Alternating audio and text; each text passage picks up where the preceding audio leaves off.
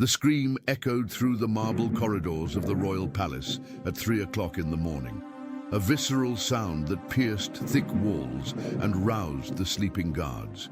It was not a common cry of pain, but something primal, animalistic, that made the blood freeze in the veins of anyone who heard it. In the royal chamber, amidst sheets soaked with sweat and bodily fluids, a man who had once ruled half the world writhed in agony, choking on his own pus that spurted from a massive ulcer in his throat. His hands, once steady enough to hold, scepters and swords, now trembled uncontrollably as he tried to rip from within himself whatever was killing him from the inside out.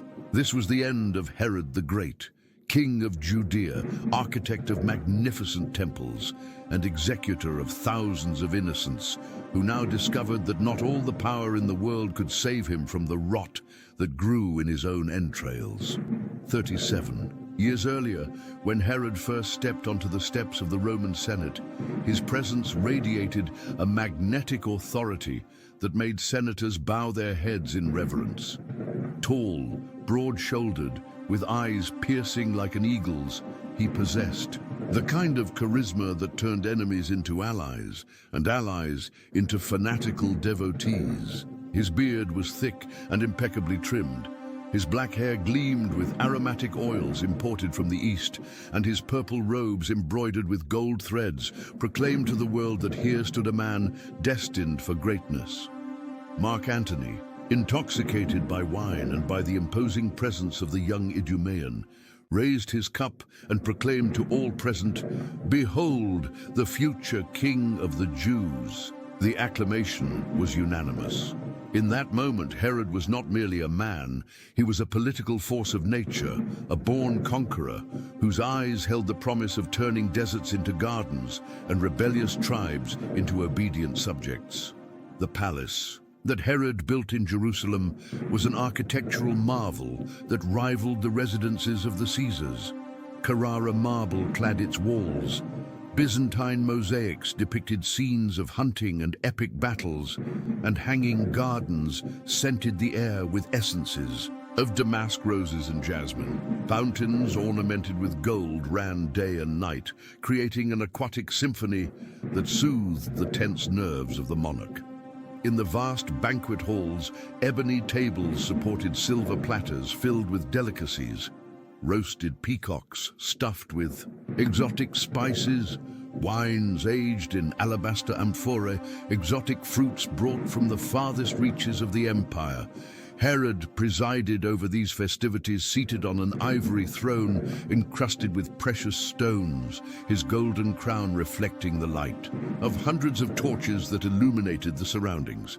Dignitaries from Rome, Alexandria, and Athens vied for his attention, whispering trade proposals and political alliances in his ear.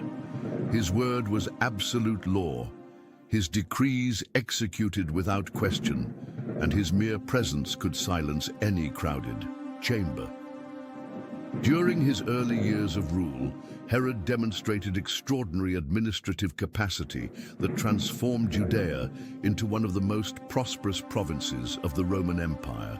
He built entire cities from scratch, erected aqueducts that brought fresh water to the driest deserts, and established trade routes that linked the Mediterranean to the Indian Ocean. Jericho flourished under his stewardship, becoming an oasis of prosperity where Arab merchants, Greek traders, and Jewish artisans worked side by side. The port of Caesarea Maritima, his architectural masterpiece, rivaled Alexandria in grandeur, with breakwaters defying the fiercest storms and warehouses, capable of storing enough grain to feed entire armies. On the paved streets of his cities, the sound of coins rang constantly.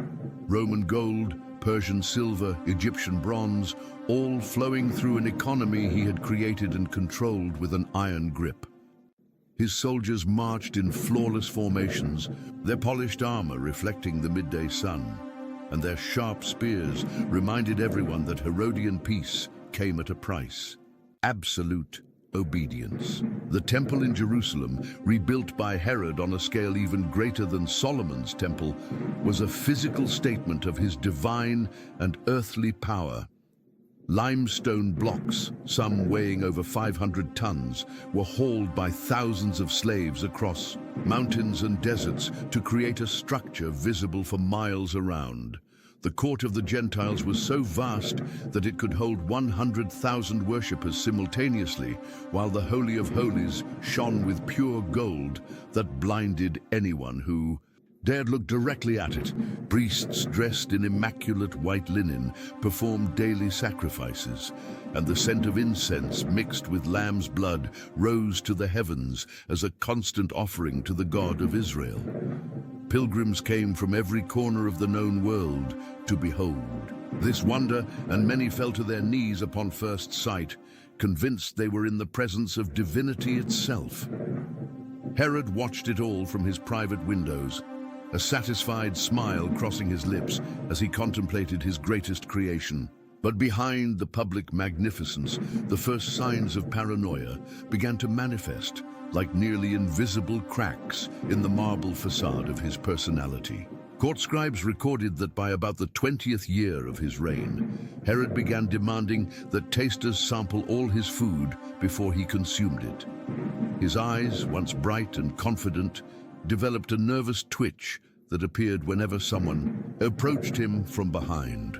During council meetings, his right hand drummed incessantly on the cedar table, producing a rhythmic, hypnotic sound that left his advisors uncomfortable. Letters intercepted by his spies revealed that he had started keeping detailed dossiers on every member of his family, including daily reports on their conversations, eating habits, and facial expressions during meals. The man who had once conquered entire kingdoms now feared that his own blood might betray him. The execution of his wife Mariamne marked the beginning of a downward spiral that would consume not only his sanity, but also his soul. She was a woman of breathtaking beauty, with black hair cascading like waterfalls over her bare shoulders and green eyes that seemed to hold ancestral secrets. Her skin was as smooth as silk, scented with nard and myrrh oils, and her voice possessed a musical quality that calmed even Herod's most violent emotional storms. When he accused her of adultery, based on rumors whispered by envious courtiers, she faced him with a royal dignity that enraged him further. "Kill me if you must," she said, her voice as firm as a rock, "but know that you are killing the only person who truly loved you." The executioner's axe fell on an autumn day when yellowed leaves danced in the cold wind blowing from the Judean hills. Her blood stained the courtyard stones for weeks as Herod commanded that no one clean it. He wanted to see every day the price of his suspicion. After Mariamne's death, court witnesses began reporting increasingly erratic behavior. Herod spoke to himself for hours, wandering the empty corridors of his palace in the dead of night, calling out his dead wife's name in a voice that echoed like a ghostly wail. His hair, once black and lustrous, began to turn white prematurely, and deep wrinkles creased his forehead and the sides of his eyes. He developed the disturbing habit of stopping in front of mirrors and talking to his own reflection, sometimes laughing alone, at other times weeping copiously. Servants often found him asleep in strange places, in the cold library floors, leaning against marble columns, once even in the garden covered in morning dew. His nightmares became so violent that he screamed in his sleep, waking guards who rushed to his chambers thinking he was under attack. Paranoia grew like a contagious disease that infected the entire governmental structure. Herod instituted a spy network so extensive that no one trusted anyone else within the palace. Servants whispered to each other in dark corners, fearing that their words would reach the king's ears. Ministers developed the habit of speaking in code, using elaborate metaphors to discuss matters of state. Herod himself began using disguises. When he left the palace, covering his face with a hood and changing his voice to try to hear what the people really thought of him. he discovered to his horror that many called him the mad tyrant, and that prayers for his death were whispered. In synagogues, these discoveries only fueled his distrust, creating a vicious cycle of suspicion and violence that soon consumed his own family. The execution of his sons, Alexander and Aristobulus, was the moment when Herod crossed a line of no return. They were promising young men, educated in Rome, fluent in Greek and Latin, versed in philosophy and military strategy. Alexander had inherited Mariamne's beauty and possessed a natural charisma that attracted both soldiers and intellectuals. Aristobulus was more reserved but demonstrated a sharp political intelligence that impressed foreign ambassadors. Herod accused them of conspiracy based on evidence fabricated by Antipater, his eldest son, who saw his half-brothers as threats to his own succession. The trial was a sham, conducted by terrified judges who knew their lives depended on the verdict. They delivered. When the ropes tightened around the necks of the two princes, their eyes fixed on the father who was executing them. There was no anger in those looks, only profound sadness, and a kind of pity that cut Herod deeper than any blade could. Augustus Caesar, upon hearing of the executions, reportedly uttered the phrase that would echo through the centuries: "It is better to be Herod's pig than his son." The biting irony of the Roman emperor's words perfectly captured the homicidal madness that had consumed the king of Judea. But the words reached Herod's ears through spies, and he received them as yet another confirmation that the entire world had turned against him. He began seeing conspiracies in every shadow, betrayal in every smile, poison in every cup of wine. His public speeches became paranoid deliriums in which he accused imaginary enemies and vowed revenge against anyone who dared challenge him. The crowd that had once cheered him now watched in awkward silence, their faces reflecting a mixture of fear and pity. It was during this period of growing mental instability that the first physical symptoms of his illness began to manifest. Initially, they were merely small discomforts he attributed to the stress of ruling. Persistent headaches, digestive problems, a fatigue that did not improve with rest. Court physicians, wise men trained in the schools of Alexandria and Athens, prescribed traditional treatments, bloodletting, purgatives, fruit and vegetable diets. But as the months passed, the symptoms intensified alarmingly. His stool became liquid and foul, emitting an odor so nauseating that servants had to cover their noses with scented cloths to clean it. Sores began appearing on his body, small, ulcers that refused to heal, exuding a sickly sweet stench of rotting flesh. The physical decline accelerated dramatically during the last 2 years of his life. His hair fell out in clumps, leaving bald, uneven patches that he tried to conceal. With elaborate wigs, his skin, once tanned and healthy, took on a yellowish, waxy hue that made people avert their gaze when he passed by. Pustules regularly formed on his face and neck, bursting overnight and leaving permanent scars no cosmetic could hide. His eyes sank into their sockets, surrounded by dark circles that gave him a cadaverous appearance. The stench emanating from his body became so intense that even his personal doctors hesitated to approach him, breathing through their mouths and keeping a respectful distance during examinations. Nicholas of Damascus, his official biographer, recorded in disturbing detail the progression of the disease. The king suffers from an unbearable itch all over his body, constant pains in his abdomen, swelling of the feet as in dropsy, inflammation of the belly, and putrefaction of the intimate parts, generating worms. His breathing is difficult and labored, and he emits an offensive odor.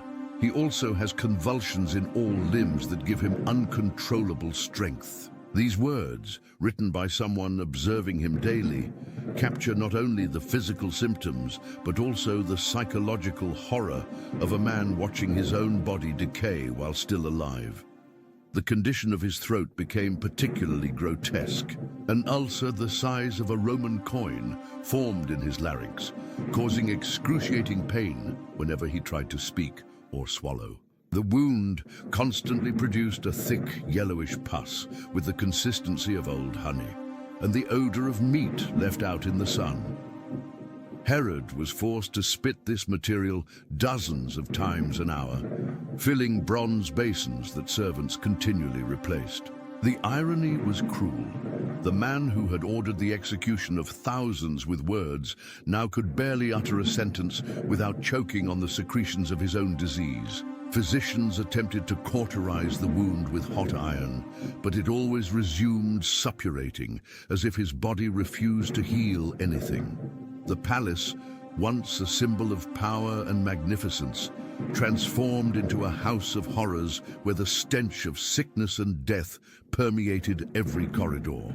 Servants burned incense constantly, but even the purest essences from the east could not mask the putrid odor emanating from the royal quarters.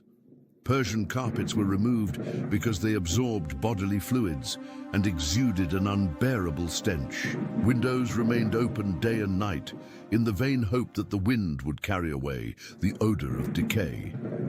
Important visitors cancelled audiences, citing their own illnesses, but actually fleeing from the revolting spectacle that the meeting with the king had become. Herod's solitude during his final months was absolute and devastating. His surviving children avoided him. His advisors held brief, formal meetings, and even his doctors seemed relieved when they concluded their daily examinations.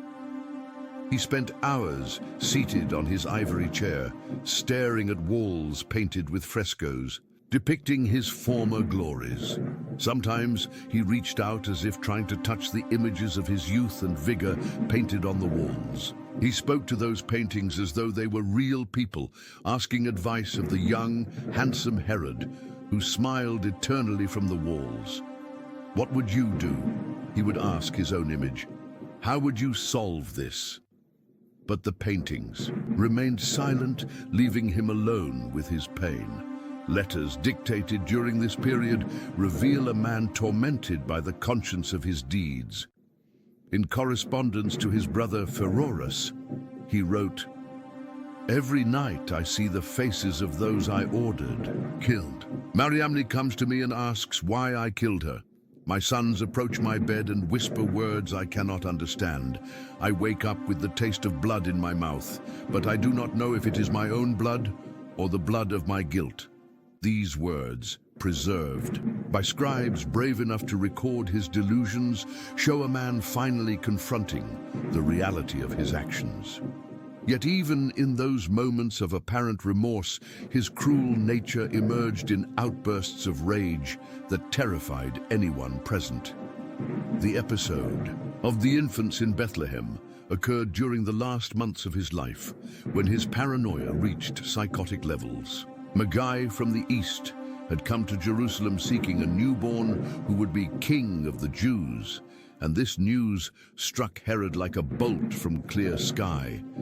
In his deteriorated mental state, he saw in that prophecy confirmation of all his worst suspicions. Someone was coming to take his throne, and that person was still a defenseless child he could easily eliminate. The order he gave his soldiers was simple and brutal: kill all boys under 2 years old in the region of Bethlehem. As the soldiers marched out to carry out the command, Herod watched them from the windows of his palace, a sickly smile playing on his ulcerated lips. "Now," he murmured to himself, "now I can die in peace." But peace did not come. The cries of the mothers of Bethlehem echoed all the way to Jerusalem, carried by the night wind blowing from the Judean hills. Herod heard them in his chambers, mixed with the moans of his own physical pain.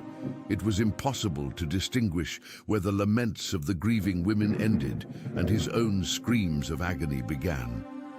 He spent entire nights sitting by the window, listening to these sounds that seemed to come from another world, as if the universe itself mourned the atrocities he had committed.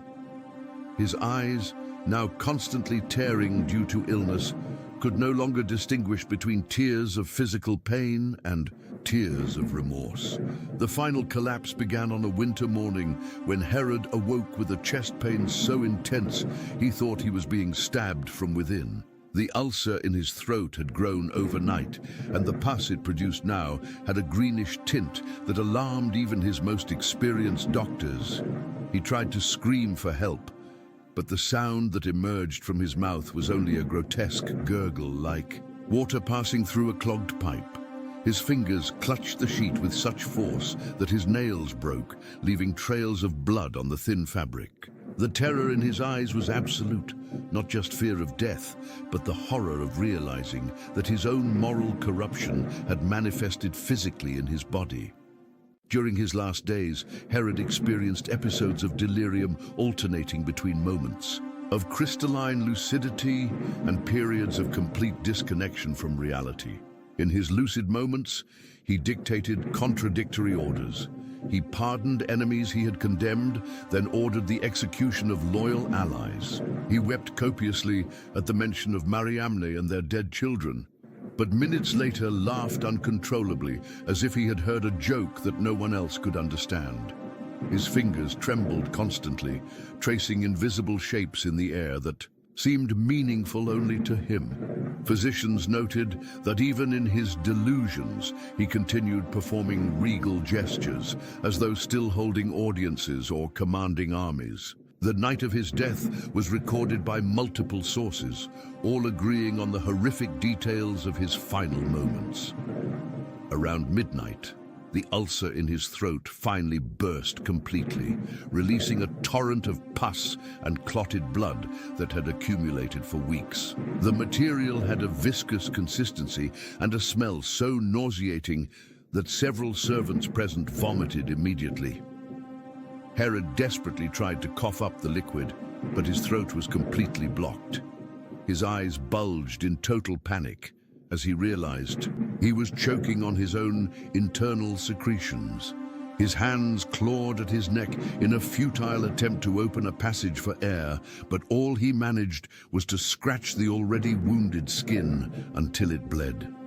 The sound he produced during those final moments was described by witnesses as something not quite human. It was a mixture of gurgle, moan, and something resembling the roar of a wounded animal.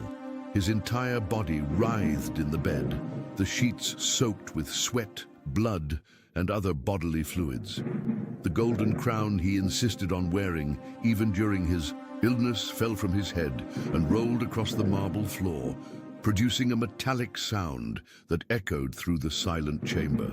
No one moved to pick it up. Everyone was hypnotized by the macabre spectacle of a king dying choked by the rot of his own body.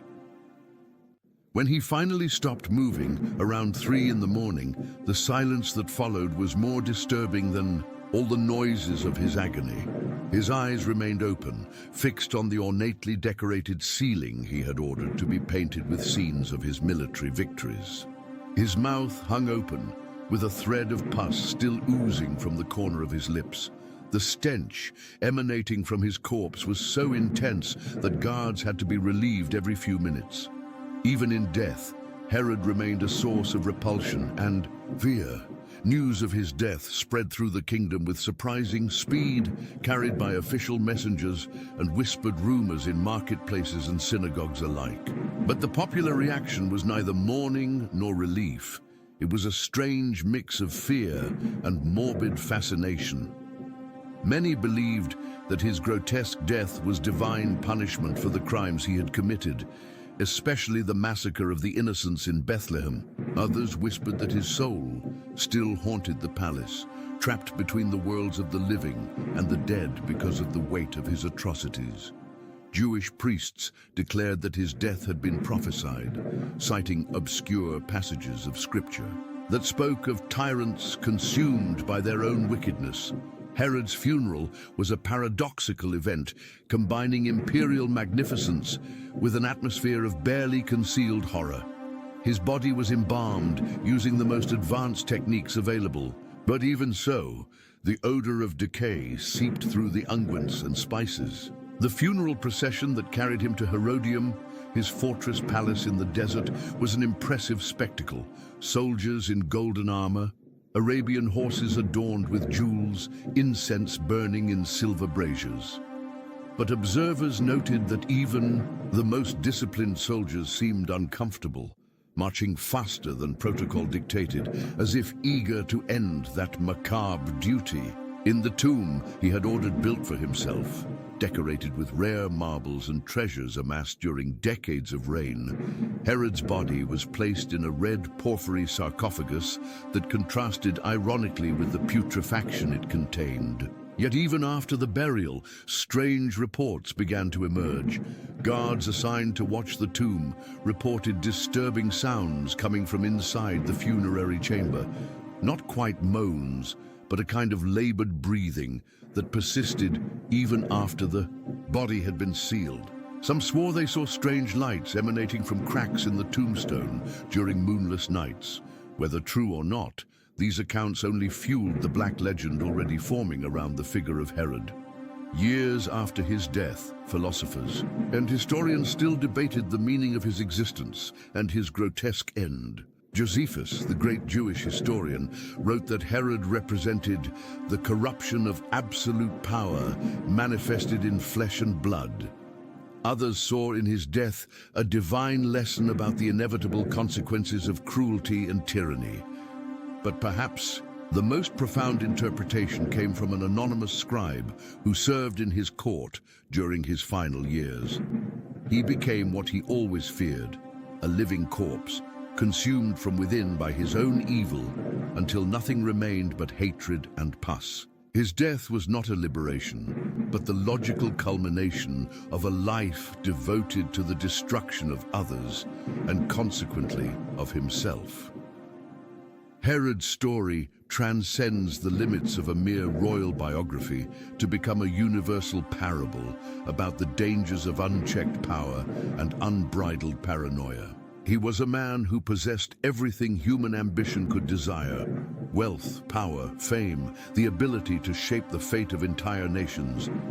Yet his inability to trust, to love genuinely, or to find inner peace turned all those blessings into curses.